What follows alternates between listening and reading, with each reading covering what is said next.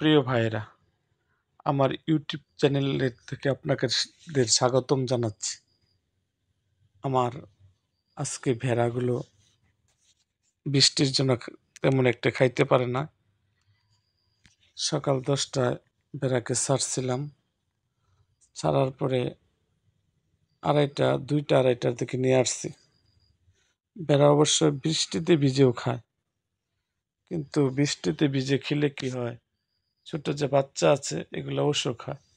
এর আগে আমি বুঝতে পারি নাই ভেড়া বৃষ্টিতে ভিজে খেয়েছিল এবং আমার 5টা ছোট ছোট বাচ্চা মারা গেছে।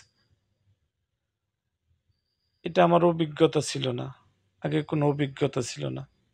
এই জন্য ভাই, আমি আপনাদেরকে বলি যে আপনারা অভিজ্ঞতা ছাড়া ভেড়া পালবেন না।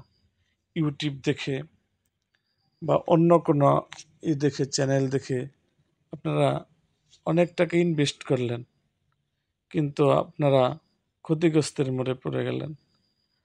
খাইতে পারছেন না। এই দেখেন আমার ভেড়াগুলা, পেটগুলা কেমন ছোট হয়ে রয়েছে।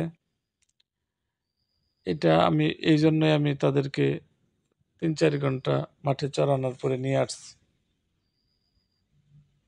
তে এখন ভেড়াগুলোকে বেঁধে রাখছি আমি। যদি বেঁধে না রাখি তাহলে ভেড়া বৃষ্টি হইলেও তারা মাঠে চলে যাবে এবং আমি ধরে রাখতে পারবো না। এই জন্য আমি দড়ি দিয়ে তাদের বেঁধে রাখছি বিশ্রাম করে। তারা আমার যে ঘরে বিশ্রাম নেয় ওই ঘরটা থেকে আমি বেঁধে রাখছি।